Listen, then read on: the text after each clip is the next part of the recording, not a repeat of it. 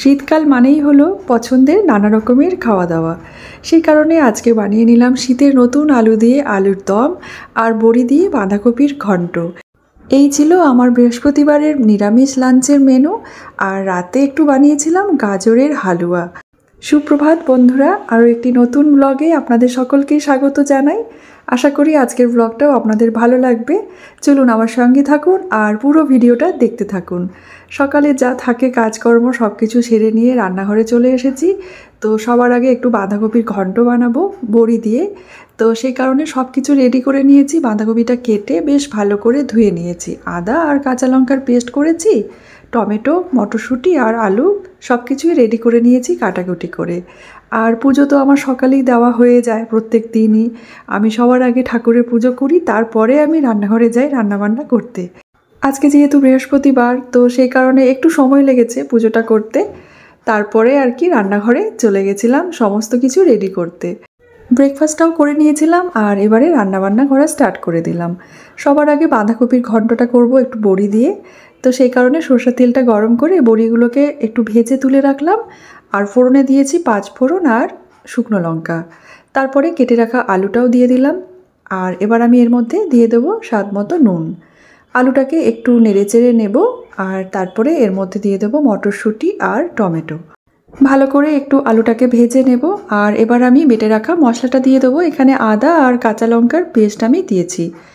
তো তারপরে মিডিয়াম আঁচে মশলাটাকে হালকা একটু নেড়েচেড়ে নিলাম। এবার আমি এক এক করে সমস্ত গুঁড়ো মশলাগুলো দিয়ে দেব। ওই হাফ চামচ করে দিলাম জিরে গুঁড়ো, ধনে গুঁড়ো আর দিয়েছি সামান্য একটু হলুদ। মিডিয়াম আঁচে মশলাটাকে বেশ ভালো করে কষিয়ে নেব। আর মশলাটা যখন বেশ ভালো মতো কষানো হয়ে যাবে তখন আমি এর মধ্যে দিয়ে দেবো কেটে রাখা বাঁধাকপিটা। বাঁধাকপিটা আগে থেকে আমি আর সেদ্ধ করিনি, একেবারে যেহেতু ঝিরে ঝিরে করে কেটেছি, তো মশলার সাথে কষাতে কষাতেই বাঁধাকপিটা কিন্তু খুব ভালো মতো সেদ্ধ হয়ে যাবে। ভালো করে নেড়েচেড়ে নিয়ে ঢেকে রাখলাম। আর এদিকে একটু আলুর দমও করে নিচ্ছি। তো নতুন আলু আনা হয়েছিল, তো সেটা আর করা হয়নি দুদিন ধরে।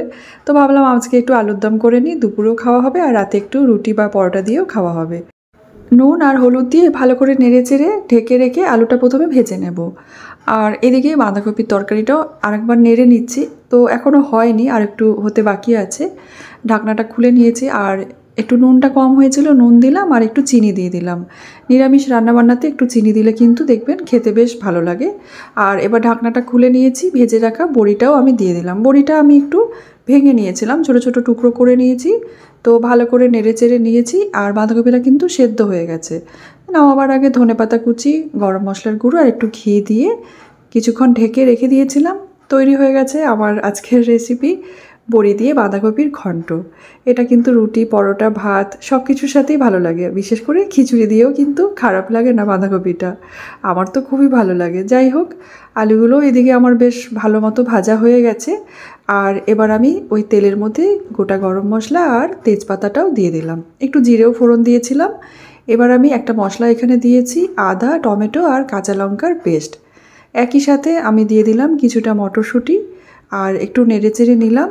এবার আমি এর মধ্যে গুঁড়ো মশলাগুলো দিয়ে দিচ্ছি, হলুদ, তারপরে কাশ্মীরি লঙ্কার গুঁড়ো, জিরে গুঁড়ো, ধনে গুঁড়ো, সামান্য একটু জল দিয়ে মশলাটাকে নেড়েচেড়ে নিলাম। খুব বেশি মশলাটা আমি কষাবো না। ভেজে রাখা আলুটা দিয়ে দিলাম।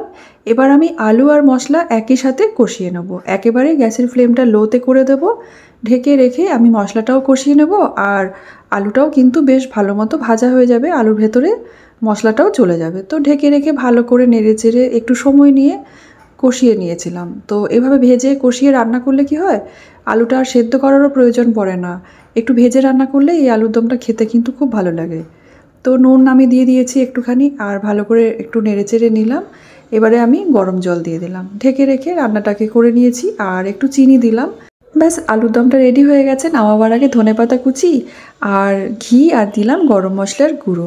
ভালো করে নেড়েচেড়ে নিয়ে কিছুক্ষণ রেস্টে রেখে দেবো। ব্যাস, তারপরে সার্ভ করে নেব আমার আজকের রেসিপি আলুর দম।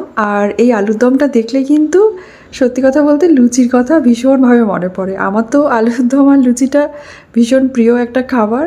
আর এই যে দুপুরে রান্নাবান্নাও কমপ্লিট করে নিয়েছি, যেহেতু আজকে নিরামিষ সব রান্নাবান্না, তাই রান্না করতে খুব বেশি সময় লাগেনি। আর এই যে খাবারটাকেও সার্ভ করে নিয়েছি, আর বড়ি দিয়ে বাঁধাকপির ঘন্টটা খেতে কিন্তু বেশ ভালো লাগছে গরম গরম ভাতের সাথে।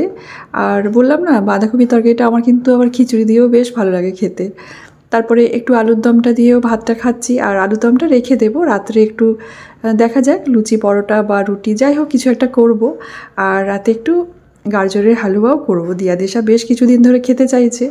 তো খাওয়া দাওয়া করে রেস্ট করে নিয়েছিলাম, তারপরে এই যে রান্নাঘরে চলে এসেছি। গাজরগুলোকে ভালো করে খোসা ছাড়িয়ে ধুয়ে আমি একদম ইজি প্রসেসে আজকে গাজরের হালুয়াটা করেছি, কোনো রকম গাজরটা গ্রেট করা ছাড়াই আর কি, খুব তাড়াতাড়ি বানিয়ে নিয়েছি। তো গাজর হালুয়ার এই রেসিপিটা আমি আজকেই আমার পেজে পোস্ট করে দেবো, কারণ ফুল রেসিপিটা এখন আমি যদি শেয়ার করতে চাই তাহলে আজকের এই ভিডিওটা কিন্তু অনেক বড় হয়ে যাবে। যেহেতু আমার এটা তো ব্লগ ভিডিও, সেই কারণে ব্লগে খুব বেশি রেসিপি শেয়ার করা যায়ও না। বেশি বেশি করে রেসিপি দেখাতে গেলে অনেক বড় ভিডিও হয়ে যায়, আর আপনারাও অধৈর্য হয়ে যাবেন, পুরো ভিডিওটা দেখার ধৈর্যও থাকবে না। সেই কারণে গাজরের হালুয়াটার রেসিপিটা আমি আজকেই পোস্ট করে দেবো আমার পেজে, আপনারা দেখে নেবেন।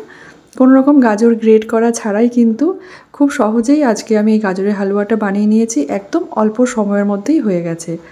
আর খেতে তো ভীষণই ভালো হয়েছিল। শীতকালের একদম ফ্রেশ গাজর দিয়ে গাজরের হালুয়া ভালো হবে না, সেটা কি আর হয়। আর গাজরের হালুয়াটা তো খুব একটা প্রিয় খাবার আমার তো ভীষণ ভালো লাগে। আমার মতো আপনারা কে কে গাজরের হালুয়া খেতে ভালোবাসেন, আপনারা একটু কমেন্ট করে জানাবেন তো আমাকে। তো যাই হোক, রাতের ডিনারটাও সার্ভ করে নিলাম, লুচিও করিনি, পরোটাও করিনি, কারণ গাজরের হালুয়াটা বেশ একটু ঘি টি দিয়ে বানানো হয়েছে, একটু রিচ, সেই কারণে প্লেন একদম রুটি দিয়েই আজকের রাতের ডিনারটা সেরে নিলাম। চলুন ভিডিওটাও এখানে শেষ করে দিই। আপনারা সবাই খুব ভালো থাকবেন, সুস্থ থাকবেন। আর হ্যাঁ, আজকের ব্লগটা কেমন লেগেছে আপনাদের সেটা কিন্তু কমেন্টে জানাতে ভুলবেন না। আমি কিন্তু আপনাদের কমেন্টের অপেক্ষায় থাকবো। আবার দেখা হবে নতুন একটা ব্লগের সাথে। ধন্যবাদ।